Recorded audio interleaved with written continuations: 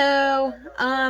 Today Marshall is at a second week of pre-K. So me and John are just getting some quality mommy time, huh, Bubba? He was just taking off formula, but it seems like at nighttime and when he wakes up at 3 or 4 in the morning, maybe like a 4 ounce bottle is working best of formula because he's a hungry boy, huh? And what are you gonna do? Make him a meal in the middle of the night? Um, I also found out last night. I think he's allergic to Cheetos, which he had. I gave him one, and he kind of got a little rashy, welty thing on his face. Yeah, I know, and you liked it, didn't you? Um, my sister's husband Frank showed up. We were at my niece's volleyball game, so he was holding John. This is probably like a half hour later. It was all cleared up and everything, and I went outside for 5 or 10 minutes with Marshall and my nephew Danny, who just turned 13, so they can run out a little bit of energy. And then when I came back in, he was just finishing a Cheeto. Frank had given him one, not he didn't know. And then he was blotchy up on his forehead and like his whole face. So I kept an eye on him. I'm not a run him to the emergency room kind of mother.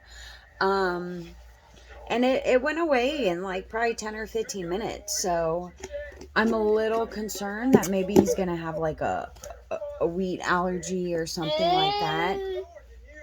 I hope that's not the case because so far this one has been my good eater. Like the only thing he didn't like was that baby cereal, when they're like a couple months old, you give him that cereal. He didn't like that. And he actually gagged on mango. So maybe that's something he'll like as he gets older. I don't know. But other than that, this boy will eat like everything and he enjoys it. Marshall, he doesn't even like hot dogs. I mean, what kid doesn't like hot dogs? So he'll eat Italian food. He'll eat like lasagna, spaghetti, pizza, stuff like that. But he doesn't even want cheese on his pizza. So it's basically bread and sauce. But he will eat a lot of different Italian food. He loves the sauce. But, like, other than that, it's chicken nuggets. He won't even chicken strips. Like, the cooks at restaurants, if that's all they have, like, I have to quietly be like, well, you cut it up. And if it doesn't look like a chicken nugget, he won't eat it. It's nuts. Huh? Your brother is a nut, ain't he? Because you'll eat so much. So, anyway, I've known people that have that wheat problem, and if that's going to be the case, I'm going to tell his doctor about it when we go for his well visit. Man, I hope that's not the case. But other than that, I'm out of work for like going on the 3rd week. I work at an Italian bistro, and I really like it there for the most part. But a couple of the cooks came down with COVID, so when we were supposed to open on Wednesday, because we have Monday and Tuesday, we're just always closed. When we were going to open Wednesday, they're like, we're taking Wednesday and Thursday off. So then I get my schedule for Friday. Well, Friday morning, she's like, we're just going to open Wednesday because a couple other guys got sick.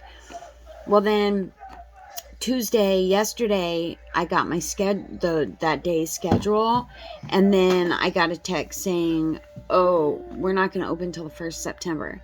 Well, that puts me at like 2 weeks without any tips. I'm a waitress, and we were owed a paycheck last week, so they said we can come pick it up, so I went and picked that up, but it's only $303 because Marshall's birthday was like, or not Marshall, John's first birthday party was, a Saturday in that bi-weekly paycheck. So I'm hoping I can stretch this $300. I don't like to have to borrow money from my parents. We already live here rent-free, which is amazing. And my mom and sister help out watching the kids because daycare is ridiculous expensive. But the school, I've already paid $220 for Marshall's pre-K because I had to pay wraparound care for him to go there. And tomorrow I have to pay another $85. So I'm already down to $200. Hopefully,